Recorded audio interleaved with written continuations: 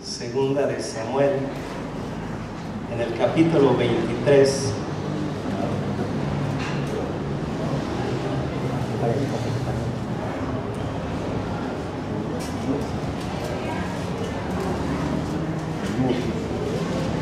Segunda de Samuel, capítulo 23.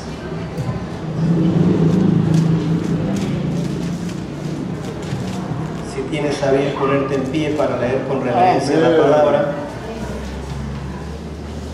Y vamos a leer 2 versículos para comenzar el mensaje de hoy.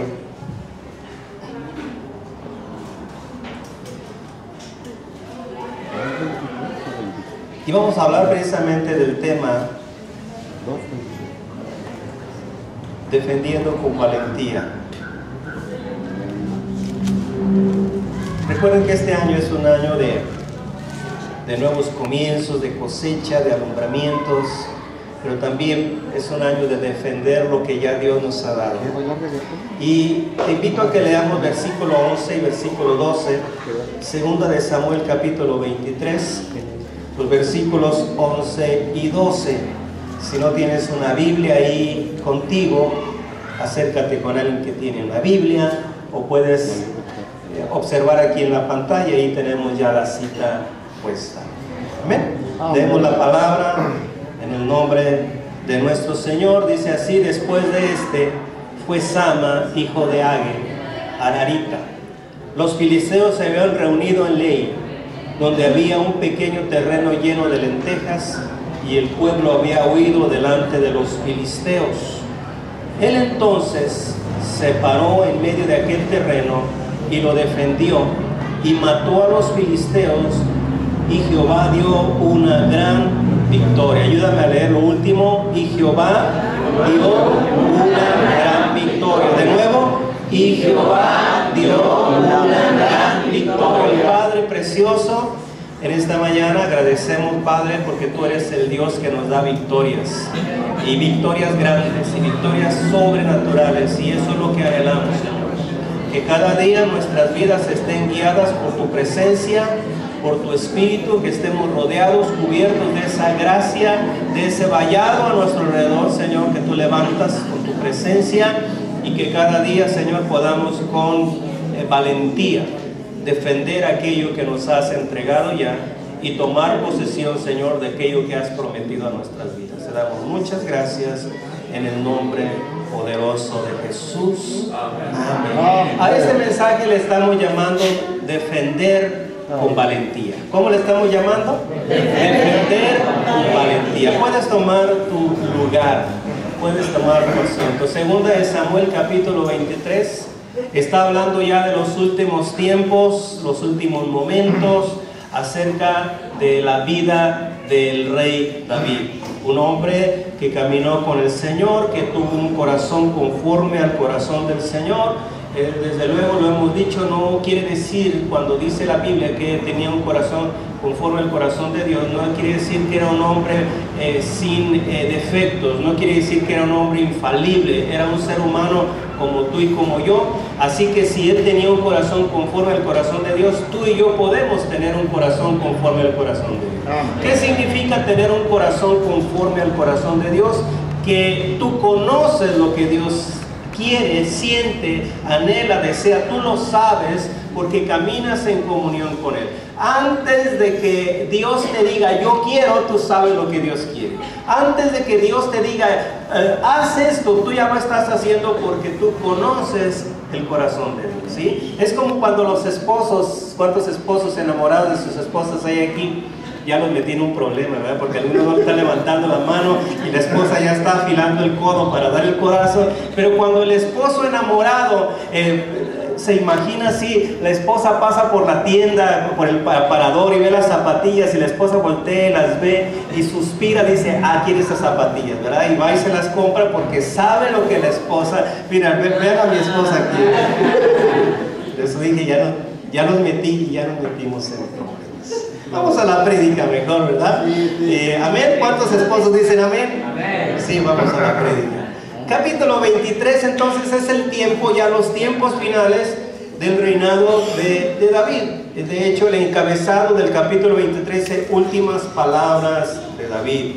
Y entonces él expresa ahí algo así como un salmo, como un cántico, pero del verso 8 en adelante empieza con un relato que a su vez esto lo tiene también Primera de Crónicas capítulo 11, en cuanto a aquel ejército que se levanta de aquella cueva de Adulam. En el capítulo 21 de Primera de Samuel, ahí relata cuando David está huyendo de Saúl, que le persigue por aquellos celos que había entre ellos, por el reinado, etc. Y dice que entonces llega a cierto lugar para refugiarse y se refugia en una cueva, y esto es conocido como la cueva de Adulam. Pero cuando se entera ahí su familia, entonces no solamente Saúl perseguía a David, ahora ya estaba persiguiendo a su familia, a su padre, a su madre y a sus hermanos, y todos acuden a la cueva de Adulam. Pero cuando algunos se enteran que allí en esa cueva se encuentra David refugiado, huyendo de Saúl, dice que van otros 400 para estar refugiados con él. Entre ellos dice que iban los afligidos, los endeudados y los que tenían amargura de espíritu. Oye, qué tremendo. Imagínate 400 en una cueva. Y mira nada más qué calidad de seres humanos, ¿verdad? Endeudados. Así que olvídate que traían para cooperarse, para comprar las tortas, los refrescos, no, olvídate. Iban los endeudados. Y luego, ¿quiénes más llegaron? Afligidos, ¿verdad? Estaban nerviosos, comiéndose las uñas, diciendo, ahí viene mi acreedor a cobrarme, ¿verdad? Y si llega, dile que no estoy, ¿verdad? Dile que digo yo que no estoy. Y entonces luego estaban los amargados de espíritu. ¡Ay, Señor!, ¿verdad? ¡Ay! Gloria a Dios, gloria a Dios. La iglesia se llamaba Adulam, así se llamaba la iglesia, porque llegaron para ser restaurados. Pero de entre ellos dice que se levanta un ejército poderoso de hombres valientes, valerosos, determinados. Por lo menos había 30. Y esto es lo que dice este pasaje, del 23, capítulo 23, del 8 en adelante, empieza a relatar, pero sobresalen 3 de ellos. Y esto también lo relata en Primera de Crónicas, en el capítulo 11. Nosotros hemos escogido el versículo 11 para darle lectura. Dice, después de este fue Sama. Así que el personaje que vamos a observar, este personaje se llama Sama. Dice que es hijo de Age, y entonces este personaje sobresale aquí. Pero sobresale y dice después de ¿de cuál este? El verso 9 dice también después ¿de cuál este? Entonces hay uno que se llamaba Yosed-Basebet. Dice que Yosed-Basebet peleó con 800 hombres en una ocasión. Imagínate, uno solo peleó con 800 hombres. Dice después de este viene Eleazar, hijo de Dodo, uno de los 3 valientes que estaba con David cuando desafió a los filisteos que se habían reunido ahí para la batalla. Y dice el 10, Eleazar se levantó e hirió a los filisteos hasta que su mano se cansó y quedó pegada su mano a la espada. Aquel día Jehová dio una gran victoria y se volvió el pueblo en pos de él tan solo para recoger el botín. Escucha bien, ahí estaba el pueblo, pero el pueblo le faltó valor y el pueblo huyó. Y él se quedó solo enfrentando a los filisteos, y dice que peleó tanto y peleó con tal fuerza que su espada se quedó literal pegada a sus manos. O sea, sus músculos se contrajeron a tal grado que yo creo que después, ¿verdad?, le querían jalar los dedos para despegarle la espada, pero la adrenalina que estaba en su cuerpo reaccionó, actuó de tal manera que su espada literal se quedó pegada a su mano.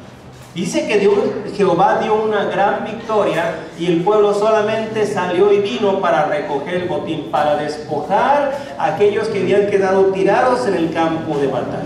Sí, ahora sí llegamos después de y ahí aparece Sama. Menciona a estos 3 hombres. Estos 3 hombres fueron de aquellos que llegaron a la cueva de Adulam, endeudados, afligidos y con amargura de espíritu. ¿Cómo puede venir una transformación ¿Cómo puede venir un cambio de esta manera, de esta magnitud a los corazones, a las personas? ¿Cómo puede? Es Dios el que lo hace. ¿Sí? Cuando nosotros llegamos a Cristo, muchas veces nosotros no veníamos con la libertad que ahora tenemos en el Señor. Muchas veces nosotros no veníamos, ¿verdad? En el mejor de nuestros momentos, en el mejor de nuestros tiempos. Pero Dios en su grande misericordia nos ha ayudado para darnos vida abundante y libertad preciosa y gloriosa en el nombre de nuestro Señor Jesucristo. ¿Ven? Así que aquí vemos que dice que aparece este hombre llamado Sara. Estamos en el año, se le ha denominado el año de la cosecha, el año de la bendición. Pero muchas veces Dios ya nos ha estado bendiciendo, ya nos ha bendecido. Pero ¿sabes qué pasa? Que a veces nosotros no sabemos cuidar lo que ya Dios nos ha dado, ¿sí? Lo que ya Dios nos ha confiado, ¿sí? Yo recuerdo en una ocasión escuchaba un relato. Dicen que un hombre estaba en una depresión terrible. Y entonces la familia preocupada buscaron cómo apoyarlo, cómo ayudarlo, y encontraron a un terapeuta, el mejor de la ciudad. Dijeron, este lo saca de ese cuadro depresivo. Y lo llevaron con el especialista, y entonces lo atiende de una manera muy profesional, muy animosa, y le dice, señor, y era un hombre de 30 años de edad, casado con una hermosa mujer, con hijos, con una profesión, con bienes, todo muy próspero, pero él se sentía, estaba hundido en la depresión. Y entonces cuando le empieza a atender a aquel terapeuta, le dice, pero tienes una vida maravillosa, pero tienes todo por delante. Y él, cuando aquel hombre observa en el cuadro donde se encuentra sumergido este varón, le lleva esta reflexión y dice, quiero que cierres tus ojos y quiero que consideres lo que tú tienes de valor aquí dentro de esta habitación. Y aquel hombre cerró sus ojos y dice, es que no tengo nada. No tengo nada. Y entonces le empieza a tratar a aquel hombre y le dice, pero lo tienes todo. Tienes excelente salud, tienes tus manos, tus miembros, tienes vitalidad, tienes fuerza, estás completo, estás respirando, lo tienes todo. Y a veces nosotros ya lo tenemos todo y sentimos y pensamos que no tenemos nada. ¿Amén? Que pensamos que no tenemos nada. ¿Qué tienes a tu alrededor? Que Dios te ha dado. Familia. ¿Qué tienes? Puedes ser. ¿Qué tienes? No tienes todo, pero a veces pensamos que no tenemos nada. Y dice entonces en este versículo, en el versículo 11, que se levanta Sama. ¿Qué es lo que está pasando ahí? Vuelven a aparecer los filisteos. Allí están los filisteos. Los filisteos representan la adversidad. Era el pueblo que estaba ocupando el territorio que Dios le había dado por heredad a Israel. Y entonces allí estaban. El enemigo siempre va a estar tratando de estorbar y de robar la bendición. Los filisteos se habían reunido, se habían agrupado. Si uno solo, dos, tres no representan mucho peligro, mucho riesgo.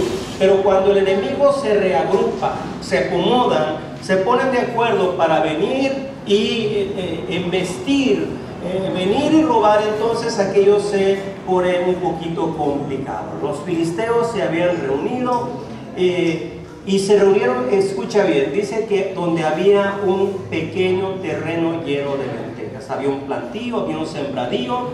Los judíos habían sembrado este campo para que este campo les fuera su alimento, ¿sí? Y entonces dice que ahí en ese lugar, ahí estaban los filisteos. Yo no sé si ya ese lugar estaba listo para la cosecha, pero es muy probable que hubiesen llegado para cosechar las lentejas y llevarse. Yo te hago una reflexión. ¿Te acuerdas Jueces capítulo 6? Dice ahí en este pasaje que allí estaban los enemigos de Israel, en este campo los amalecitas, en este tiempo los amalecitas. Estaban viniendo para robar la cosecha, el trigo a los israelitas, y cuando aparece este capítulo 6, dice que allí está un varón llamado Gedeón, al cual dice que se encuentra recogiendo un poco de trigo para sacudirlo y llevarlo al refugio, a la cueva, cuando dice que viene un ángel del Señor y le da una salutación. Yo no sé si tú te acuerdas cómo le habló el ángel del Señor a Gedeón, pero le dice: varón valiente y esforzado. Yo quiero tocar este tema, yo quiero hablar un poquito de la valentía. Comúnmente tenemos el estereotipo de que un hombre valiente es un bravucón, un hombre valiente es aquel que se agarra con golpes con el que sea, no importa el tamaño, pero la palabra valiente quiere decir alguien que tiene la determinación para enfrentar lo difícil o lo adverso. Si tú buscas en el diccionario te va a dar esa definición: alguien que tiene la determinación para enfrentar la adversidad o la dificultad, ¿sí? Valentía no quiere decir que haya ausencia de temor, de inseguridad, de miedo. La valentía quiere decir que a pesar de, tú te levantas para enfrentar aquello que viene en tu contra o en contra de lo que tú tienes o posees, ¿verdad? Y entonces, por eso es que viene el Señor, viene el ángel del Señor y le dice a Gedeón: varón valiente y esforzado. Yo creo que cuando Gedeón oyó eso, varón valiente y esforzado, volteó y dijo: ¿a quién? ¿A cuál? ¿Verdad? Pero era el único. ¿Por qué le dice valiente y esforzado? Porque todos estaban escondidos, quizás solamente salían por las noches, y él se atreve y sale, aún sabiendo que corría riesgos, y dice que empieza a recoger el trigo, y dice que se refugia en el lagar para ir sacudir el trigo y juntarlo y llevarlo para alimentar a su familia. Estaba poniendo en riesgo su vida, su integridad, seguridad por su familia. Y yo quiero tomar este mismo pensamiento para venir a este pasaje, ahí donde dice que Sama, después de así que está calificando, está mencionando a hombres valerosos, a hombres esforzados, a hombres valientes. Ya vimos a este hombre llamado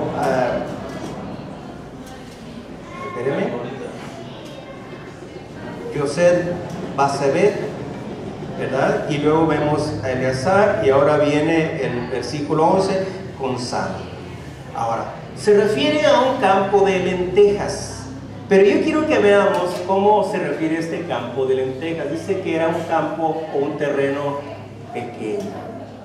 ¿Cuánto medía? No dice. ¿Por qué dice que pequeño? Porque muchas veces nosotros vemos como pequeño lo que tenemos. Yo no sé si tú te recuerdas, pero cuando David va al campo de batalla, capítulo 17, primera de Samuel, donde están sus hermanos para enfrentar a los filisteos precisamente, y dice que está aquel gigante.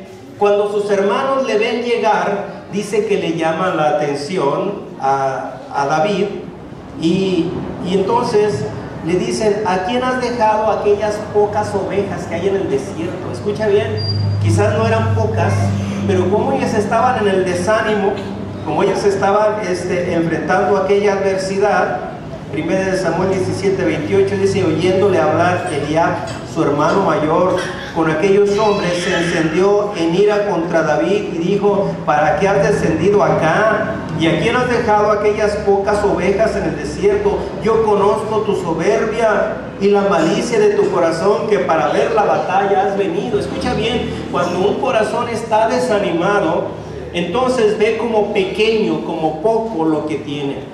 ¿Sí? A veces menospreciamos y volteamos y vemos lo que hemos acumulado a lo largo de nuestra vida, y lo que vemos es ahí un carrito, ¿verdad?, que tiene alambre amarrado en las salpicaderas, en el faro, para que no se caiga, y uno menosprecia aquello que tiene, ¿verdad? Volteamos a ver a nuestra familia y decimos: no, nunca vamos a salir de la pobreza, porque a veces menospreciamos lo que tenemos. Pero necesitamos cambiar nuestra perspectiva de las cosas. Necesitamos cambiar nuestra mentalidad. ¿Sí? Y entonces dice que todos empezaron a huir, abandonaron el campo. Cuando vieron que los filisteos estaban llegando, se agruparon y sin duda venían armados. Todos los que estaban ahí cerca se empezaron a retirar, se empezaron a abandonar, empezaron a huir, porque dijeron: no vale la pena el sembradío, no vale la pena las lentejas. Vamos a dejar esto, vamos a abandonar esto por causa de las lentejas. Pues la historia dice, ¿verdad?, que Jacob le compró la primogenitura a su hermano Esaú. Vamos a dejar las lentejas, y se empezaron a retirar. Pero dice que Sama se queda y se planta en el medio del campo de las lentejas. ¿Cuántos quieren ver grandes victorias de parte de Dios? ¿De verdad? ¿Sí? Tienes dos opciones. Cuando ves la adversidad, cuando ves la situación complicada, tienes dos opciones. El pueblo todo se fue. Dijeron: no vale la pena. Vamos a poner terreno de por medio. Y se fueron. Pero dice que Sama se quedó. Y no solamente se quedó, se puso en el medio del campo. ¿Para qué? Para defender el campo. ¿Sí? Esto es lo que nos dice aquí donde estamos en la lectura, versículo 12. Entonces él se paró. Y esta palabra separó quiere decir se plantó. Estaba en el centro, en medio de aquel terreno. ¿Y qué pasó?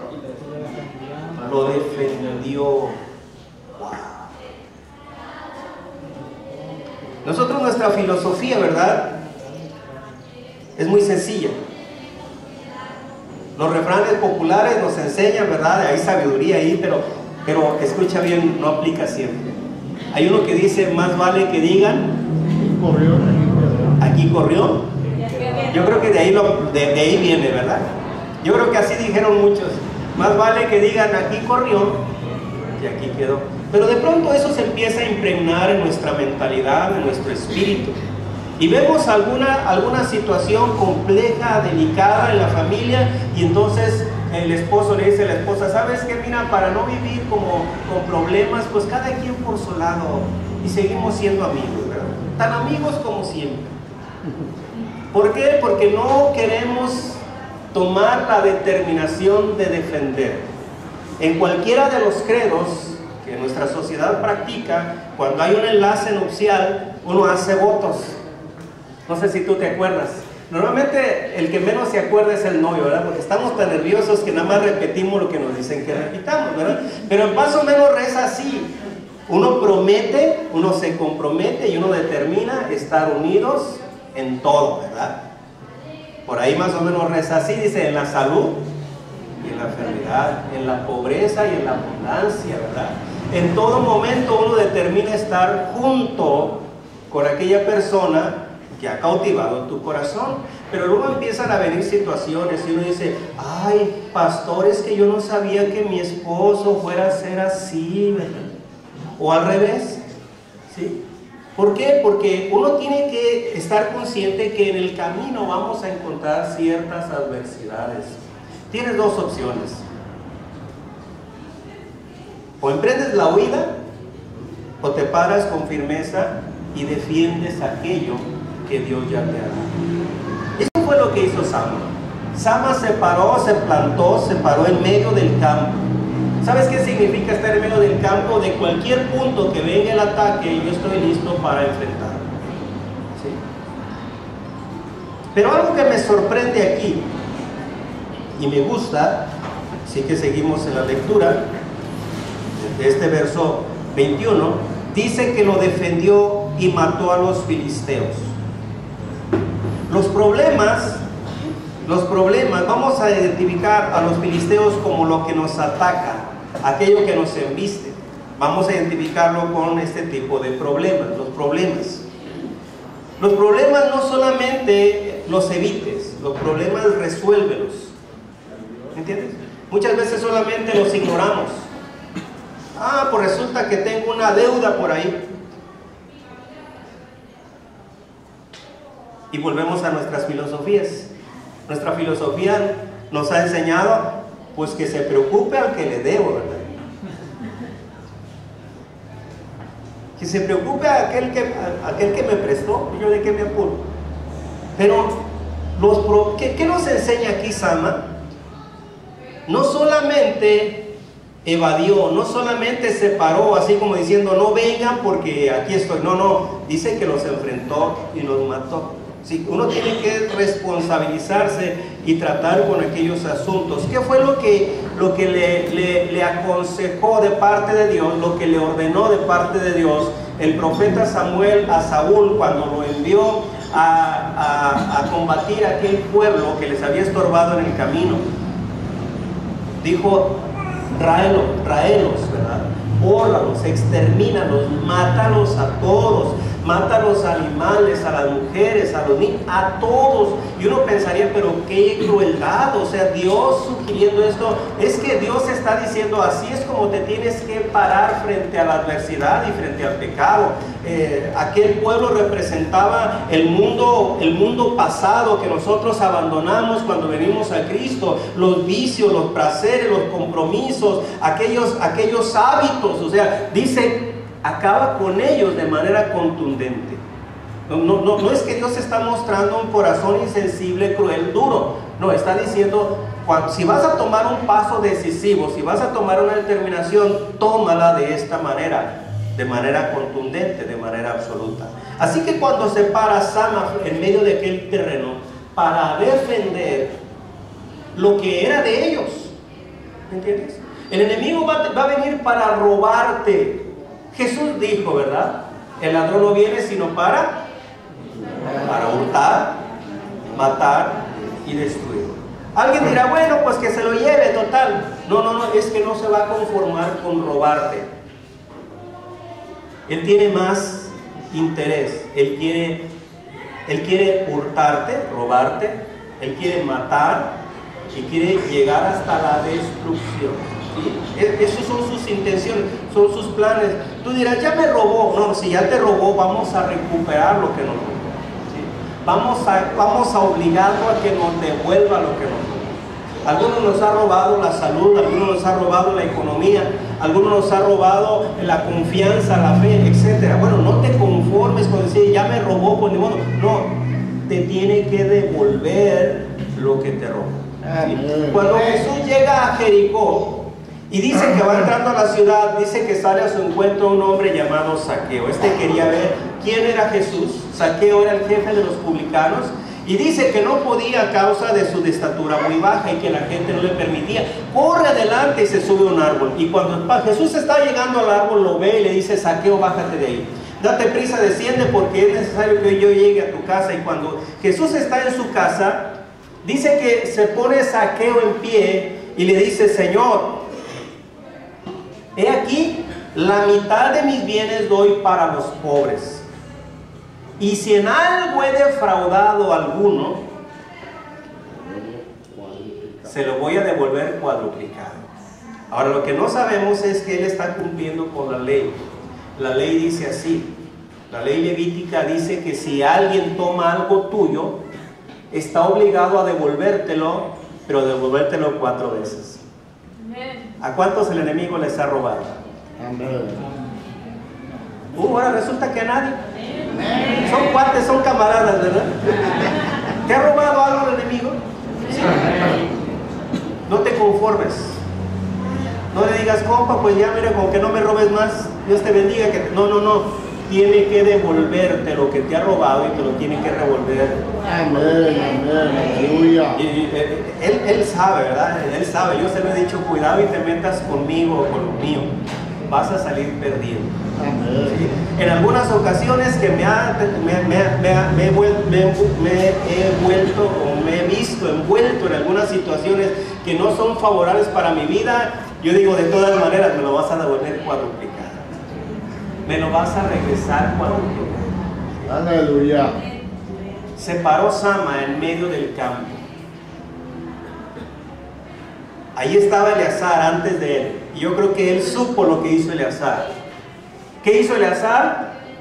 Con su espada defendió, enfrentó solo a los filisteos.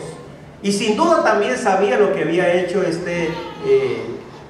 Isboset. ¿Cómo se espérame? 8, verso 8, 23:8.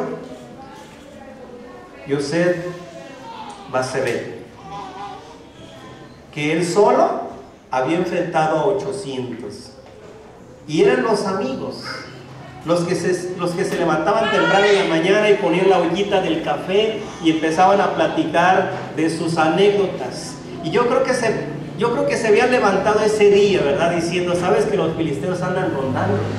Yo creo que ahí estaba Yosef y estaba Eleazar, y de pronto empezó el tema, la conversación, y le toca a él ese día ver cómo el pueblo está huyendo, y la razón por la que huían es que vienen los filisteos. Y él sabía por lo que venía. Yo creo que aquel campo estaba listo para cosecharse, y venían los filisteos a robarse el trabajo, el esfuerzo, el bien de los hijos de Dios. Y él se para en medio de aquel campo para defender, ¿sí? Y yo quiero que tú en esta mañana te veas parado en medio de tu campo, defendiendo lo tuyo. ¿Qué es lo que el enemigo tiene interés de tomar de ti? ¿Qué será lo que a él le interesa tomar de ti? ¿Cuál es el golpe que él te puede dar y que con ese golpe tú te pongas a tambalear en tu convicción, en tu fe, en tu seguridad, en tu determinación? Por lo menos tiene tres aspectos donde él focaliza su atención.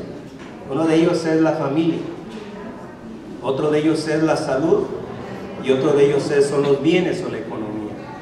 Por lo menos en esas tres áreas él va a buscar darte golpes, porque él sabe que si te golpea en cualquiera de estos tres, hace que tu ánimo decline, hace que tu estabilidad, tu seguridad, tu fe, tu motivación de caminar fiel con el Señor se vea menguada. ¿Alguien le ha pegado algún golpe en alguna de esas tres áreas? En las tres se lo va a volver cuadruplicado, se lo va a regresar, ¿verdad? Porque de manera ilegal toma él lo que no le corresponde. Entonces le obliga, la ley le obliga, Dios le obliga a aquel que toma algo que no le corresponde. La ley dice que lo debe de devolver 4 tantos. ¿Sí? Pero mira, yo quiero verme, y me gusta esta postura que toma Sama. Sama dijo, para que luego no me tenga que devolver 4 veces, desde ahorita voy a defender lo que es. Me paro, ¿verdad? En medio de este campo y lo defiendo. Y sacó su espada y empezó a pelear, y dice que los mató, acabó con el problema. ¿Me entiendes? No solamente lo ignoró, no solamente le dio una pequeña solución, fue contundente. ¿Cuál es el problema? ¿Sabes que a veces nosotros dejamos muchas cosas a medias? Dejamos tantos cabos sueltos, y luego el enemigo viene y toma argumento, y va a buscar el argumento cómo atacarnos. No dejes cosas a medias, termina, cierra ciclos, concluye, para que el enemigo no tenga ningún argumento en nuestra contra. Y lo que dice este pasaje, este versículo 12, y Jehová, porque déjame te digo algo, que la victoria no fue de Sama. Las victorias que tú esperas no van a ser tus victorias. Yo sé que somos un pueblo inteligente, pero nuestra victoria no será por nuestra sabiduría. Yo sé que somos sanos y que somos determinados, pero nuestra victoria no va a venir por nuestra fuerza. No es por nuestras capacidades. Dice textual, y Jehová dio una gran victoria. ¿A quién se la dio? No se la dio al pueblo que huyó. Se la dio al hombre que se paró con determinación y dijo, yo defiendo lo que es. Y él ya había visto a sus amigos, a Yosef, y había visto a Eleazar, y sin duda se habían sentado esa mañana a tomarse el cafecito juntos, platicando. Y yo creo que Sama escuchaba y les preguntaba, ¿cuál fue tu experiencia? ¿Qué sentías cuando estabas luchando contra 800? Imagínate sentados en una piedra, ¿verdad? En medio del fuego, con la ollita del café y sirviéndole, y dándole sorbos, ¿verdad? Y partiendo un pan. ¿Y qué experiencia sentías? Yo sé qué experiencia tenías cuando estabas parado peleando contra 800. Y yo creo que aquel hombre decía, yo sentía que el Espíritu del Señor venía sobre mi vida y me daba fuerzas como de búfalo. Gloria a Dios. Y luego volteaba con Eleazar y le decía, Eleazar, ¿cómo fue que tomaste la espada? Y yo creo que Eleazar le decía lo mismo. Yo no sé qué pasó por mi mente en aquel momento, pero yo dije, el Señor está de mi lado. El Señor es mi fortaleza. Y yo me paré y empecé a pelear. Y cuando acordé, la espada se movía. La espada me movía la mano. Amén. Gloria a Dios. Porque Jehová estaba conmigo. Y yo creo que cuando Sama vio que los filisteos llegaban y empezaban a rodear el campo y la gente huía, la gente salía por su vida, yo creo que él dijo, Jehová está conmigo. Amén. Y conmigo. Amén. Nada más estará con él. Conmigo. Nada más estará conmigo. Y dice que entonces corre al centro de aquel terreno, se para en medio del campo y dice, yo lo voy a defender por una razón. Es mío, es mi campo. Y la segunda es, el Señor está conmigo. Como poderoso gigante. Ahí está el resultado. Una gran victoria. El problema es que muchas veces nosotros queremos grandes victorias, pero no estamos listos para pelear. No tenemos la convicción, no tenemos la firmeza, no nos sentimos tan del lado del Señor como para que Él nos respalde. Yo creo que es momento de cambiar nuestros conceptos. Nunca dice que Sama era un hombre intachable.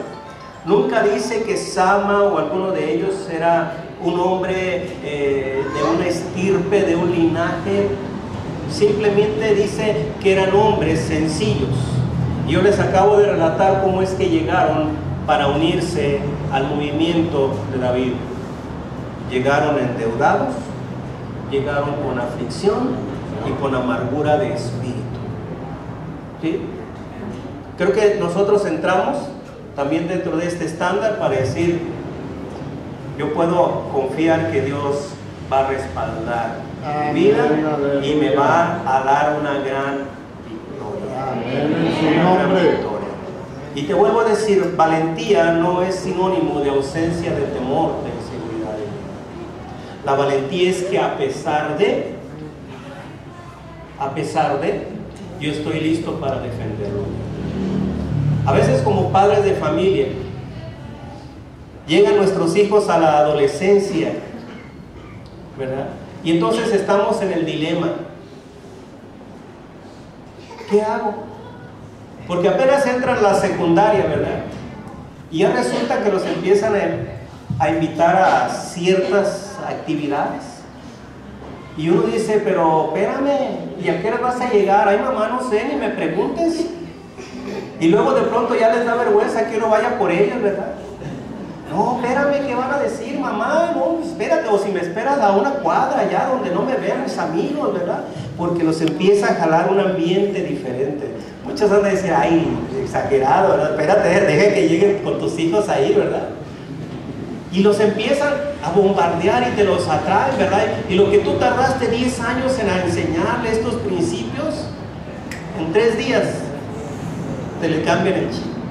Y uno dice, ¿qué hago, verdad? No me quiero ver mal, no quiero parecer como exagerado, entonces lo dejo que se vaya, ¿qué hago, verdad?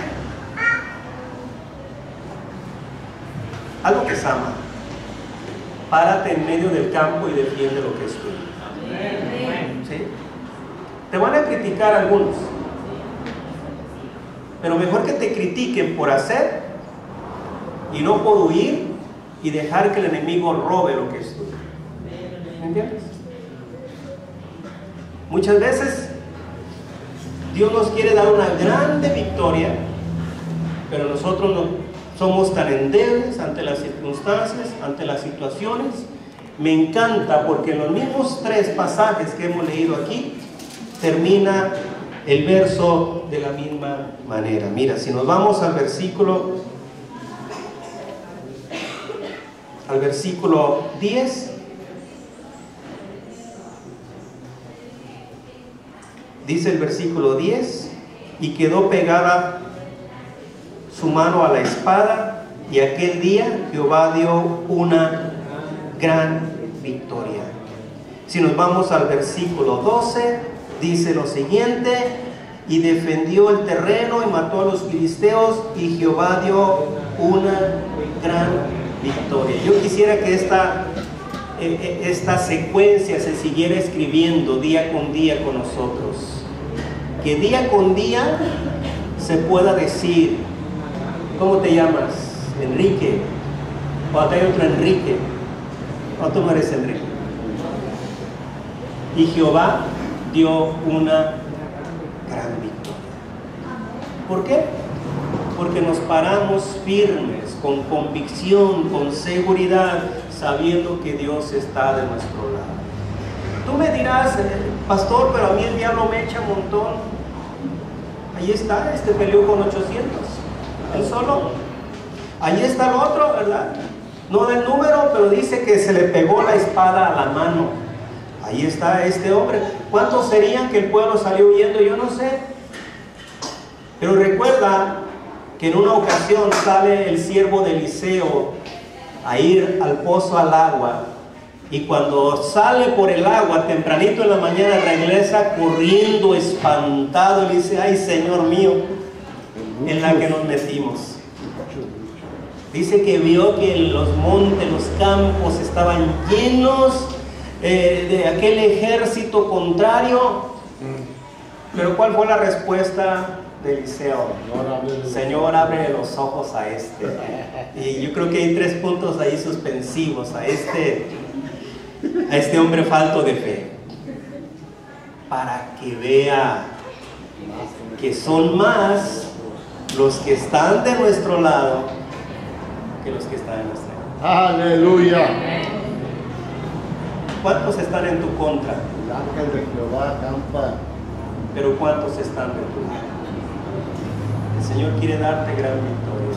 Poderoso gigante, Señor. Y muchas veces nosotros mismos limitamos la bendición de Dios, porque Dios dice: si no tienes el carácter, la determinación para defender lo que ya te di, entonces no vas a poder defender lo que te voy a dar más adelante.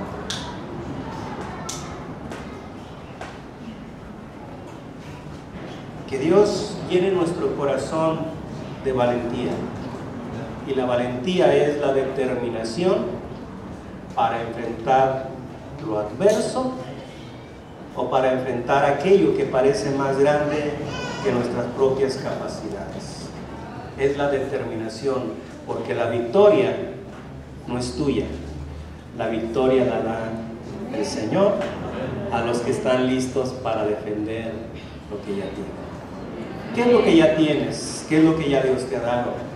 Y si tú observas lo que ya tienes, en primer lugar tienes una vida. Hay un soplo de vida, hay un hálito de vida. Es tan maravilloso. Yo no sé si tú te has puesto a observar, pero si tocas tu corazón de manera ininterrumpida, tiene la capacidad de bombear 400 litros por día. No para, no se detiene. Tú te duermes, roncas, te despernancas ahí, y tu corazón sigue fiel, firme, porque Dios ahí está interviniendo. Tienes la vida, tienes la gracia, tienes la salvación, tienes una familia allá a tu alrededor, que a veces solamente observamos aquello que no queremos ver. Ay, pastor, si usted supiera el esposo que Dios me dio, ronca como un león toda la noche. Dale gracias a Dios por ese león que tienes ahí, ¿verdad? Porque así como león te va a defender. Muchas veces solamente vemos aquello que no queremos ver y somos un poquito renegones. La Biblia dice que Dios no nos ha dado un espíritu de temor. Déjame busco aquí, segunda de Timoteo. Segunda de Timoteo, capítulo 1. Porque Dios no nos ha dado un espíritu de cobardía, sino de poder, de amor y de dominio propio. Pero antes el verso 6 dice: por lo cual te aconsejo que avives el fuego de Dios que está en ti por la imposición de manos. Hay un don, hay un fuego encendido en nuestro corazón, pero muchas veces el fuego, si no lo alimentas, la llama empieza a menguar, empieza a descender. Ese fuego necesitas alimentarlo. ¿Para qué? Para que el Espíritu de Dios, el espíritu de amor, de poder y de dominio propio esté de manera fuerte establecido en tu vida, porque si no, puede ser que venga un espíritu de cobardía, y la cobardía es la inseguridad, el temor, la inestabilidad, ¿sí? Y muchas veces nosotros actuamos de manera contraria. En lugar de actuar en esta valentía, en esta determinación, solamente lo que hay es actuar en murmuración y en quejas. Y cuando actuamos en murmuración y en quejas, en lugar de avanzar, retrocedemos. Jesús, capítulo 11 de Juan, dice que está en Jerusalén y le llega el aviso que su amigo Lázaro estaba enfermo. Y cuando escucha que Lázaro está enfermo, le dice a sus discípulos: vamos a quedar nosotros días más. Para dar tiempo a que él sabía su juego. Y entonces dice que después de 2 días, 3 días, entonces dice: ahora sí vamos a visitar a Lázaro. Y yo creo que los discípulos dijeron: Señor, ¿y para qué? Es que Lázaro duerme. Pues si duerme ya despertará. Y entonces le dice: no, es que Lázaro ha muerto. ¿Y para qué quieres que vayamos nosotros, verdad?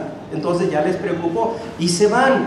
Pero dice este pasaje que, déjalo busco, Juan capítulo 11, verso 20. Entonces Marta, cuando oyó que Jesús venía, salió a encontrarle, pero María se quedó en casa. Y mira, cuando le encuentra Marta, lo que le dice es: Jesús, si hubieras estado aquí, mi hermano no habría muerto.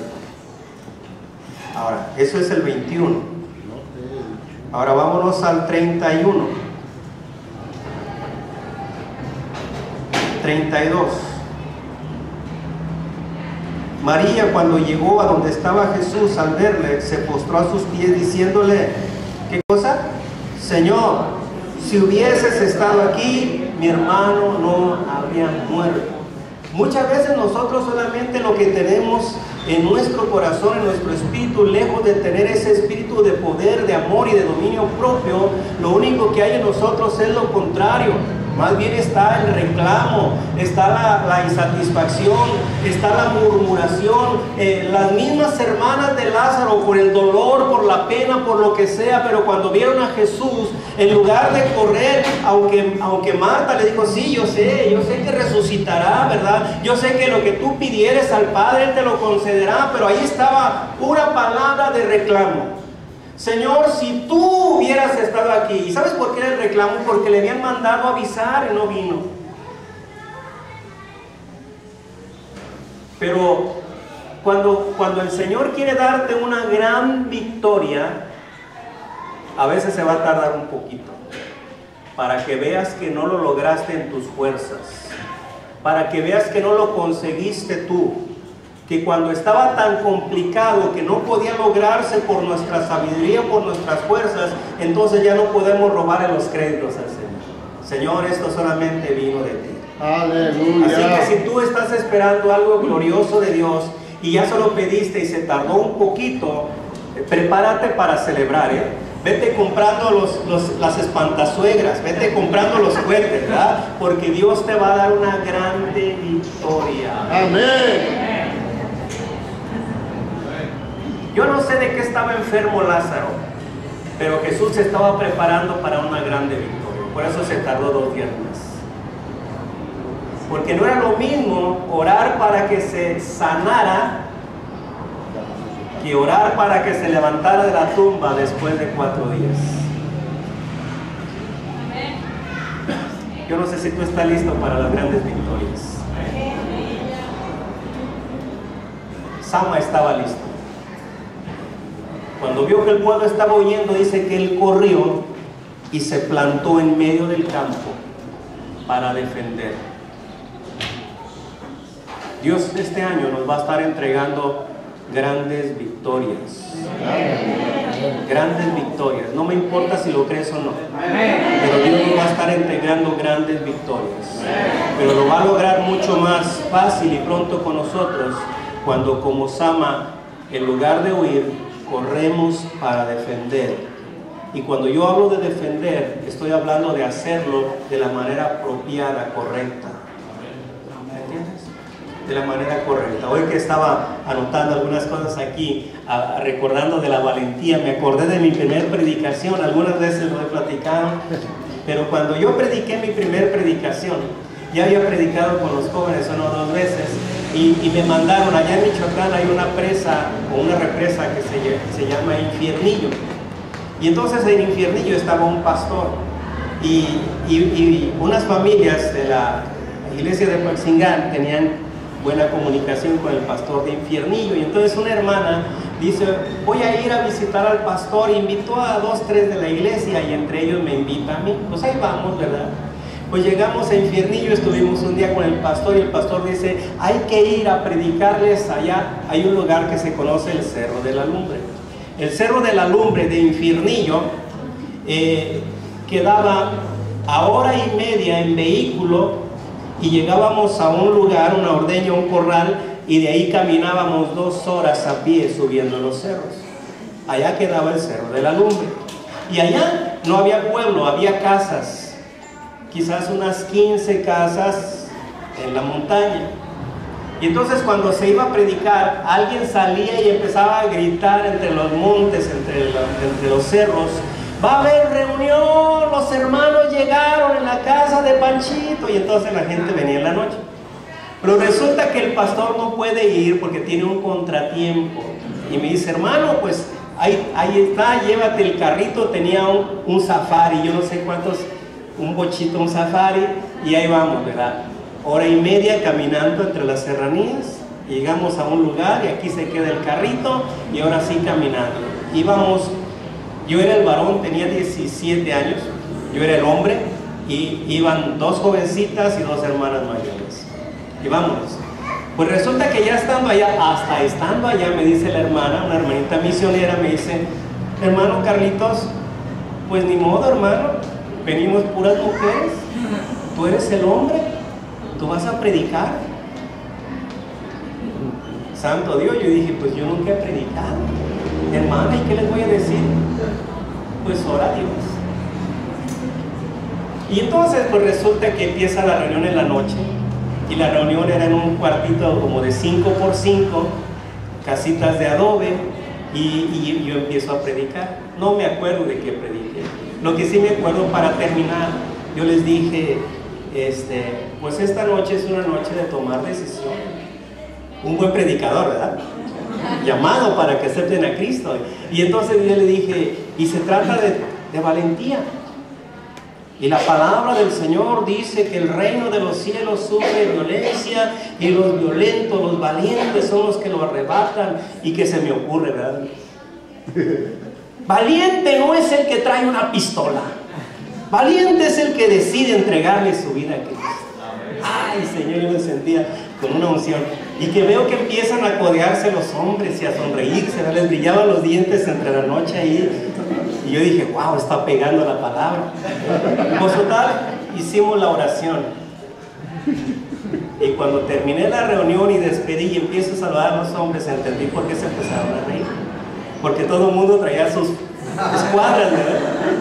Y yo hablando, pero gracias a Dios, Dios estaba conmigo. Dios quiere darnos grandes victorias.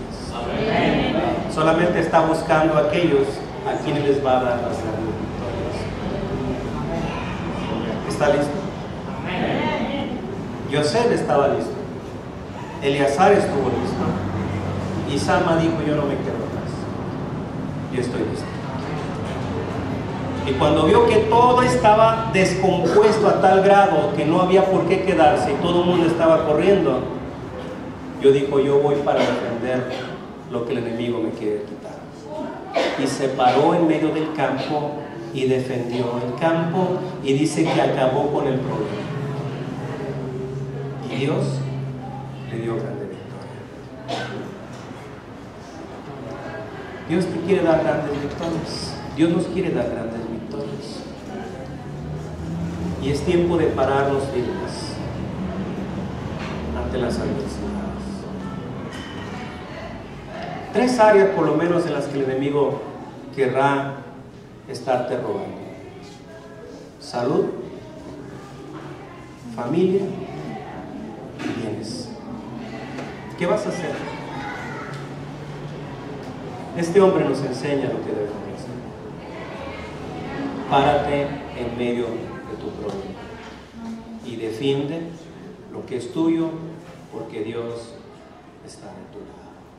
Ponte de pie.